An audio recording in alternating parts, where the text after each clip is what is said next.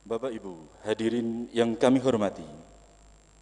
Berikutnya, marilah kita simak bersama keynote speech Wakil Presiden Republik Indonesia dengan tema Militansi Hadratus Syekh Kiai Haji Muhammad Hashim Asy'ari dalam mewujudkan keutuhan bangsa.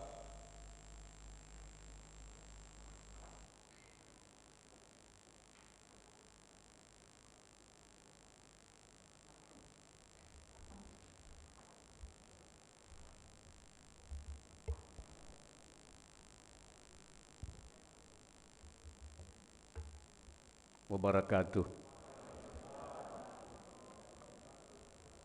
Bismillah, alhamdulillah, wassalatu wassalamu ala rasulillah wa ala alihi wa sahbihi wa mawala.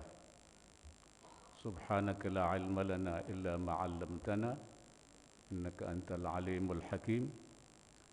Allahumma arzuqna al-ma'arif ar-rabbaniyah wal lataif ar-rahmaniyah wal 'ulum al-laduniyah wa ballighna rutbatal ihsan wa wahdat asy-syuhud walhamdulillahi rabbil alamin. Yang saya hormati Ibu Gubernur Jawa Timur beserta seluruh Forum Koordinasi Pemerintahan Daerah Provinsi Jawa Timur,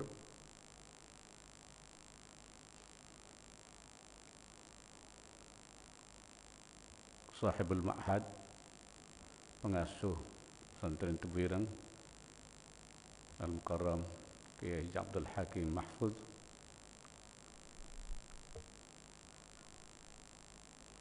dan seluruh zuriyah keluarga Hadratus Syekh Hashim Asy'ari, Ketua Presidium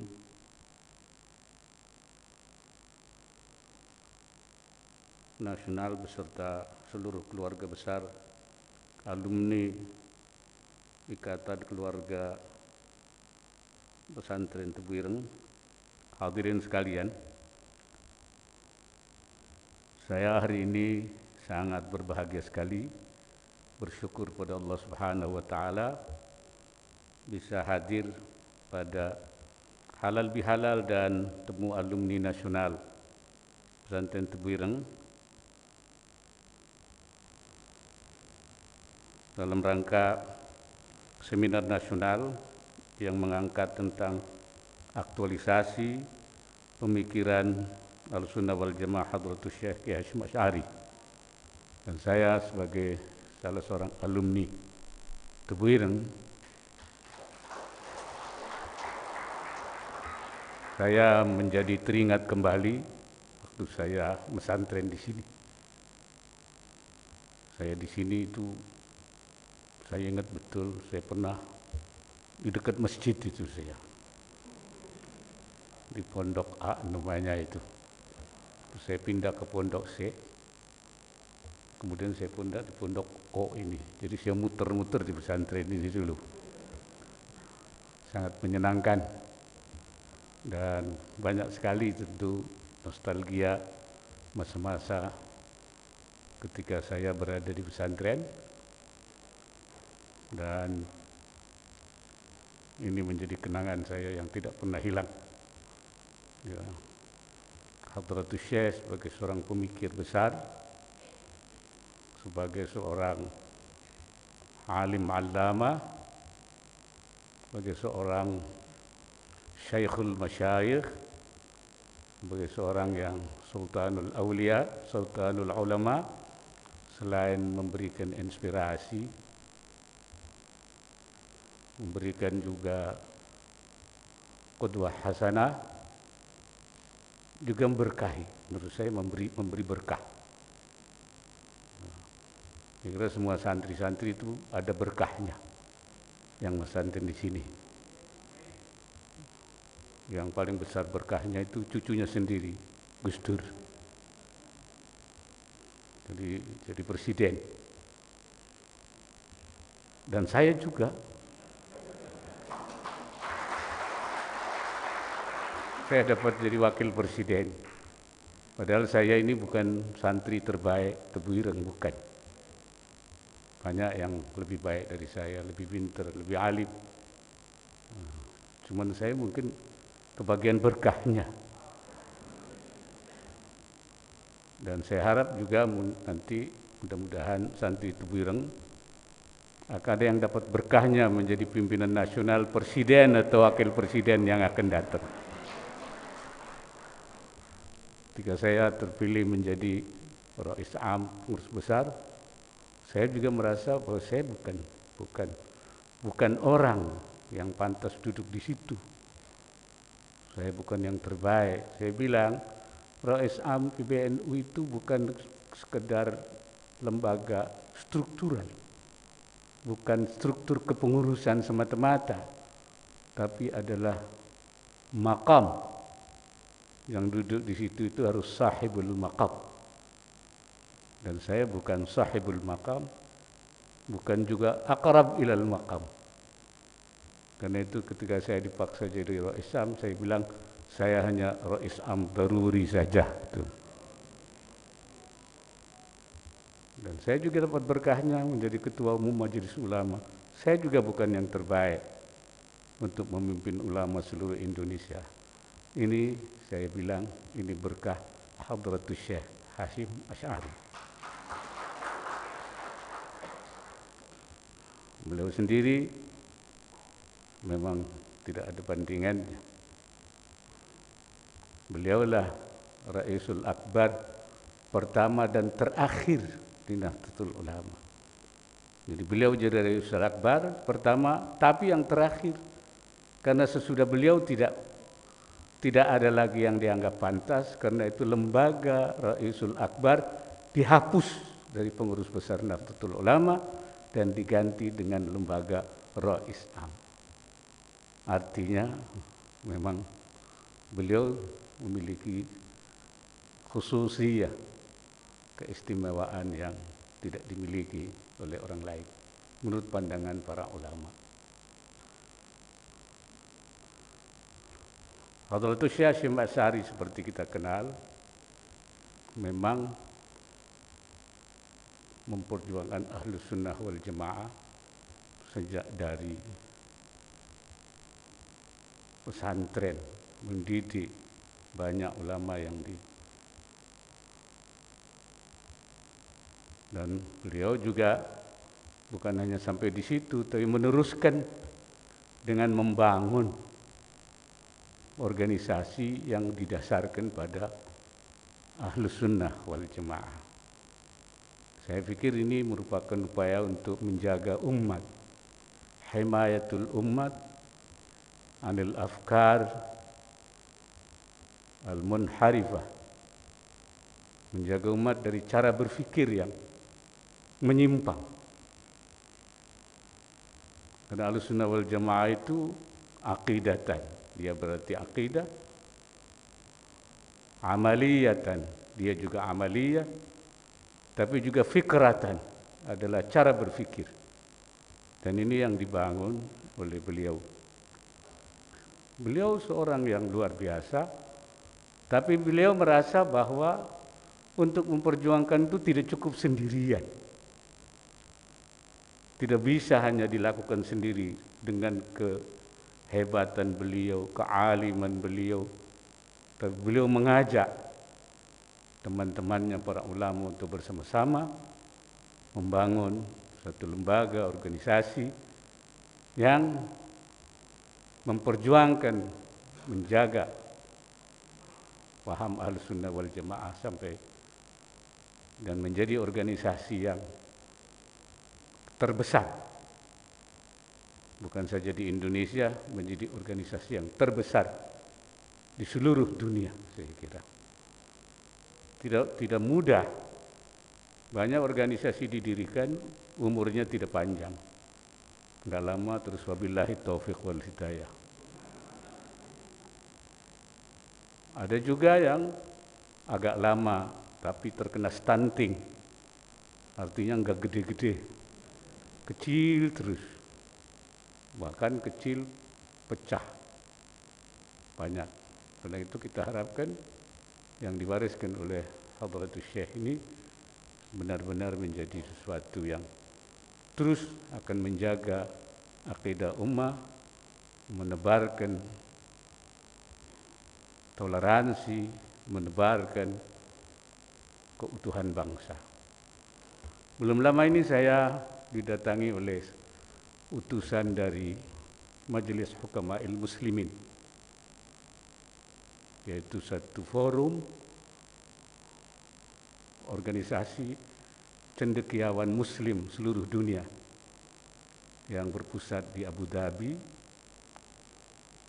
dan diketuai oleh Rektor Universitas Al-Azhar, Profesor Taib. Beliau mengatakan kepada saya datang ke Indonesia bukan untuk mengajari orang Indonesia. Kami ingin belajar tentang toleransi dari Indonesia. Kami ingin menyebarkan cara berpikir yang diterapkan di Indonesia menjadi bagian gerakan Islam global. Oleh karena itu, bukan saatnya lagi sekarang bahasa Arab diterjemahkan ke dalam bahasa Indonesia, menurut dia, tapi seharusnya sekarang bahasa Indonesia yang diterjemahkan ke dalam bahasa Arab. Saya kira ini pengakuan ini bukan tentu lip service, ya, bukan sekedar pemanis. Tapi mereka melihat bagaimana toleransi dibangun di Indonesia, dan itu jelas tidak akan bisa dilepaskan dari peran Nahdlatul Ulama dan peran daripada Hadratus Syekh Hashim Asy'ari. Mudah-mudahan pemikiran yang kita lakukan, yang kita kembangkan berdasarkan gagasan-gagasan beliau, ini harus terus kita lanjutkan. Apalagi tantangan-tantangan ke depan makin besar. Apalagi di zaman informasi, teknologi informasi yang begitu cepat, banyak disrupsi sosial dan keagamaan. Ada anak tidak pernah bergaul dengan orang, sendiri saja, tapi tiba-tiba jadi radikal. Ketika diteliti kenapa itu, ternyata melalui komunikasi, teknologi informasi, melalui internet, melalui Facebook. Itu bisa dibangun paham-paham radikalisme itu.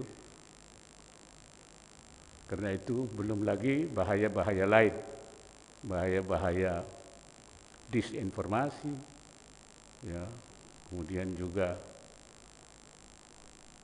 bisa memecah belah menjadi alat tafriq, alat tashkik, meragukan, bahkan alat tadlil untuk menyesatkan. Karena itu kita memang harus melakukan antisipasi. Jadi saya melihat Hadratus Syekh memang sejak awal sudah mengancang-ancang kemungkinan adanya ancaman-ancaman. Saya teringat apa yang dikatakan oleh Syekh Nawawi Al-Bantani ketika menafsirkan khudhu hadrakum, hendaknya kamu bersiap menghadapi berbagai tantangan. Yang awal asbabun nuzulnya soal perang, tapi beliau mengatakan wa hadhil ayah tadullu ala wujubil hidri an jami'il madar al-madnunah. Ayat ini juga menunjukkan wajibnya kita harus bersiap diri untuk menangkal semua bahaya al-madnunah yang diduga akan datang. Jadi kita harus melakukan antisipasi terhadap berbagai kemungkinan itu. Dan sekarang banyak bukan lagi madnunah, tapi mutayaqqanah, bayyinah, bahayanya sudah di depan mata, bahkan sudah masuk ke rumah-rumah kita, ke bilik-bilik kita, melalui untuk mendistrupsi berbagai tatanan kehidupan kita, termasuk pemikiran akidah Ahlus Sunnah wal Jamaah. Ahlus Sunnah wal Jamaah ini saya kira pemikiran yang sangat moderat, yang kalau kita sudah coba rumuskan dengan yang singkat itu, cara berpikir Ahlussunnah wal Jamaah itu yaitu cara berpikir yang tawassutiyan wa tatawwuriyan wa manhajiyan, yaitu cara berpikir yang moderat, artinya tidak tafriti, tidak ifrati, tidak dia sekuler, tidak juga keras, tidak juga radikal. Dia adalah tawassuti. Tapi juga tatawwuriyan. Tatawwuriyan artinya dinamis, tidak statis. Ini juga menjadi satu perdebatan yang penting ketika tahun 92 Nahdlatul Ulama mengalami semacam cara berpikir yang konservatif.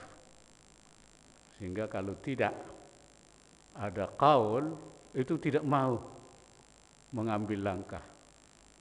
Katanya ini tidak ada satu qaul pun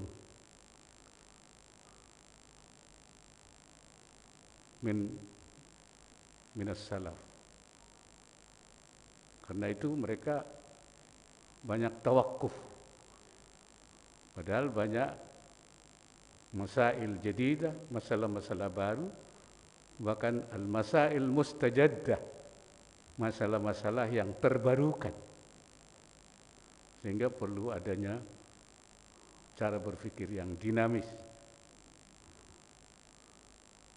yaitu berpikir tatawuri.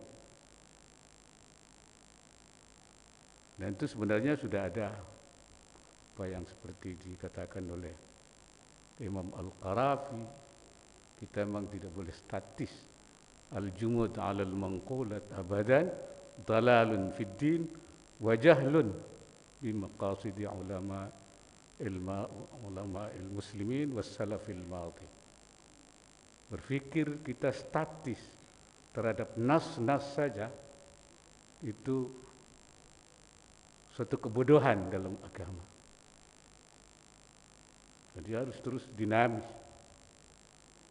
dan merupakan ketidakmengertian tentang apa yang dimaksud oleh ulama-ulama terdahulu. Dan kita memang pernah terjebak pada al-jumud alal ibarat, yaitu pada teks-teks, sehingga kemudian kita di tahun 1992 itulah kita melakukan apa yang kita sebut dengan tatwirul fikrah an-nahdhiyah, dinamisasi pemikiran di lingkungan Nahdlatul Ulama melalui pola-pola di samping berpegang pada qaul, tapi juga melakukan istinbat jema'i waktu itu, melakukan pemikiran-pemikiran baru, baik dalam rangka mensikapi apa yang disebut dengan masail jadidah ataupun masail mustajaddah. Karena Imamul Haramain juga mengatakan bahwa ma'zamus syariah sadara minal ijtihad. Kebanyakan syariah itu sebagian besar justru hasil ijtihad, bukan dari nas. Karena nas itu li'anna an-nusus mahdudah. Nas itu terbatas, tidak pernah bertambah. Walakinnal hawadits wal waqa'i wal itu ghairu mahdudah, tidak terbatas. Karena itu perlu adanya dinamisasi pemikiran. Tetapi juga Ahlussunnah wal Jamaah itu manhajiyan. Di samping tawassutiyan, tatawuriyan, tapi manhajiyan, tetap kita ala manhajin sahih. Yaitu yang diajarkan oleh para ulama. Disinilah sesuatu hal yang penting kita terus kembangkan. Dia tidak rigid, tidak al-jumud alal mangqulat, dia adalah tawassuti, moderat, dia juga adalah manhajiyan. Ini warisan yang sebenarnya harus kita kembangkan dan ternyata melahirkan situasi yang sangat baik untuk kita Indonesia sehingga mendapat pengakuan dari luar negeri. Tapi tantangan yang kita hadapi adalah juga tidak pernah berhenti gerakan-gerakan radikalisme, gerakan-gerakan yang sebaliknya juga sekularisme, ini juga jadi ekstrim kanan, ekstrim kiri ini terus. Apalagi ini sekarang menjelang pilpres, wah ini mulai tafsir-tafsir muncul. Ya, mudah-mudahan kita bisa menjaga ini. Dan santri Tebuireng jangan nanti berantem sendiri alumninya itu. Kalaupun berbeda pilihan ya sudah, lakum capresukum walana capresuna, capres anda. Jangan kemudian menjadi terbelah. Yang paling menarik itu bagaimana mensikapi sistem kenegaraan dan kebangsaan. Mereka mempersoalkan bahwa Islam kafah itu tidak menerima kebangsaan. Yang kelompok kebangsaan menolak Islam kafah. Nah, menurut saya kira apa yang saya dapat warisan dari Hadratus Syekh, Islam kafah itu bagian yang dari kita harus kerjakan. Itu perintah. Udkhulu fis silmi kafah, ya, masuk dalam Islam secara kafah, tapi tidak berarti kemudian kita menolak kebangsaan. Nah ini, karena kita apa? Karena kita menurut saya sudah punya kesepakatan, dan kesepakatan itu Hadratus Syekh terlibat menempatkan putranya Kiai Wahid Hashim untuk merumuskan itu, Undang-Undang Dasar 45 dan juga tentang NKRI. Artinya itu pasti restu daripada Hadratus Syekh. Oleh karena itu saya mengatakan bahwa kita, Islam yang harus kita bangun di Indonesia itu adalah Islam kafah ma'al mitsaq. Ya, memang berbeda dengan Islam di Saudi. Mitsaqnya di sana tentu bentuknya kerjaan. Dulu Islam di Mesir juga memiliki kesepakatan nasionalnya. Di Pakistan juga memiliki di negara lain. Tapi kita di Indonesia, mitsaq kita adalah al-mitsaqul watani, yaitu kesepakatan tentang pendirian Kesepakatan Negara Kesatuan Republik Indonesia. Itu yang menurut saya al-mitsaqul watani. Karena itu kalau kita kemudian tidak mengingkari kesepakatan ini menurut saya sesuatu yang tidak boleh terjadi, karena berarti itu mukhalafatul mitsaq, menyalahi kesepakatan. Karena itu ketika saya ditanya tentang khilafah Islami apa tidak, bisa tetapkan di Indonesia apa tidak, saya bilang khilafah itu Islami. Dulu pernah ada. Tapi yang Islami itu bukan hanya khilafah. Mamlakah kerajaan juga Islami, di Saudi kerajaan. Keamiran juga Islami seperti di Emirat. Republik juga Islami seperti di Mesir, di Pakistan, di Iran, dan di Indonesia. Dan itulah yang kita sepakati. Karena itu khilafah di Indonesia bukan ditolak, tapi tertolak gitu. Nah, kenapa tertolak? Karena memang sejak awal sudah disepakati bahwa negara kita ini negara kesatuan Republik Indonesia. Karena kalau kita membawa yang lain berarti itu mukhalafatul mitsaq dan berarti NKRI menjadi bubar.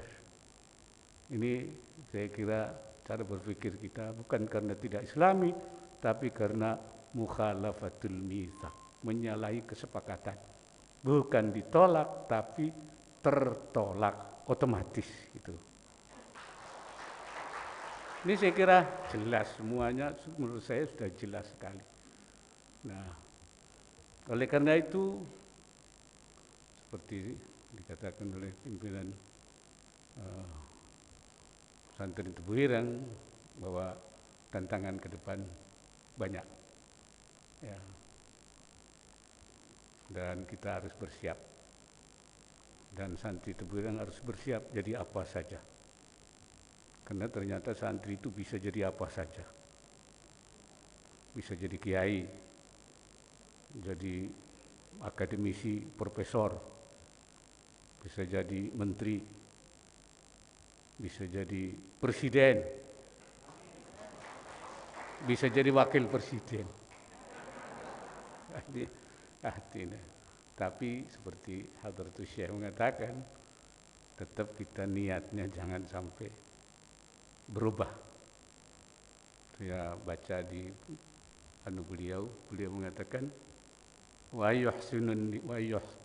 yuhsinan niyata fi talabil ilmi, supaya dalam mencari ilmu itu niatnya supaya diluruskan, dibenarkan, bi ayyaqsuda wajhallahi azza wa jalla, niat karena Allah, wal amala bihi, dan mengamalkan ajaran itu,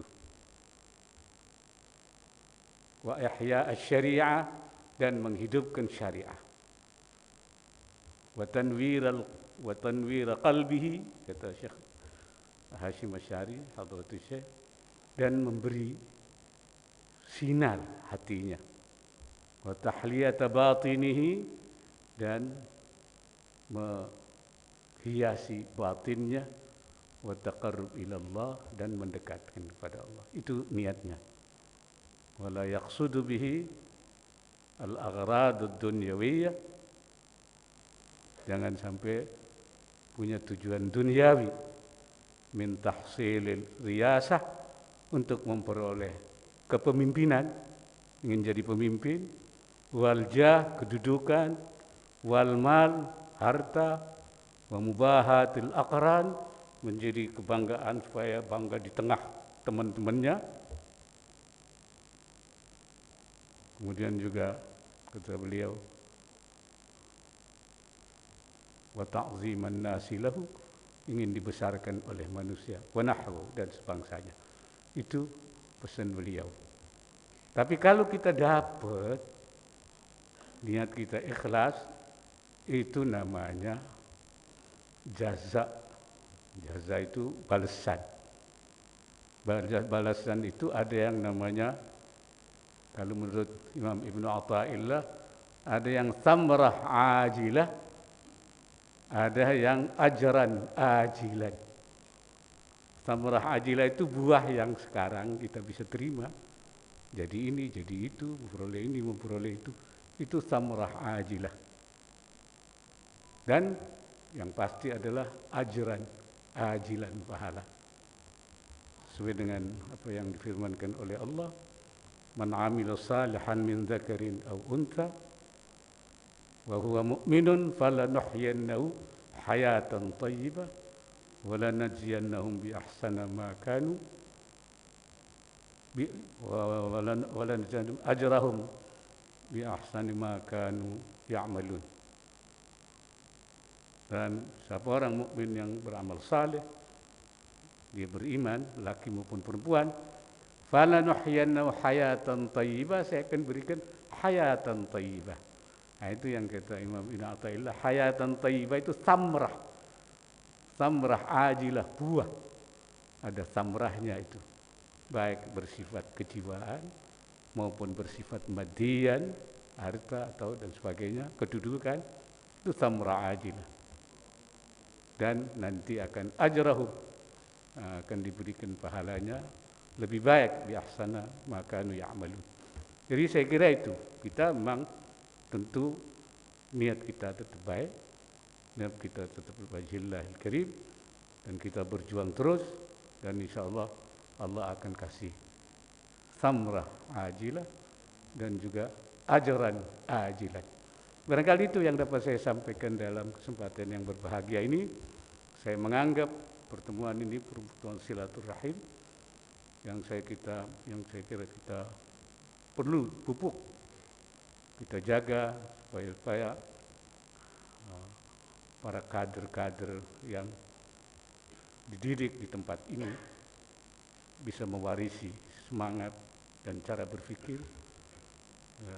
berpikir yang dinamis, ya, tetapi juga manhaji, tapi juga moderat. Aqulu qawli hadza wa astaghfirullahal azim. In nuridu illa al-islah wa ma taufiqi illa billah. Wallahul muwaffiq ila aqwamit thariq. Assalamualaikum warahmatullahi wabarakatuh.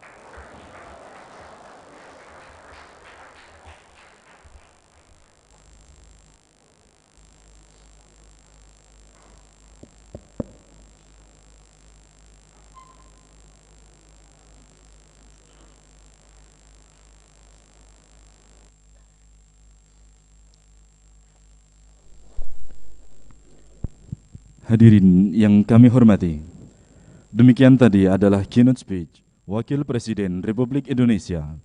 Semoga yang telah disampaikan oleh Wakil Presiden Republik Indonesia dapat memberikan manfaat khususnya untuk kita dan umumnya untuk bangsa Indonesia, sehingga kita dapat bersama mempertahankan keutuhan bangsa.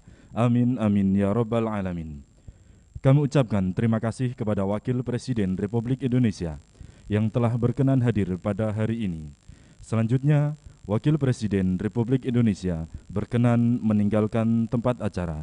Hadirin dimohon berdiri.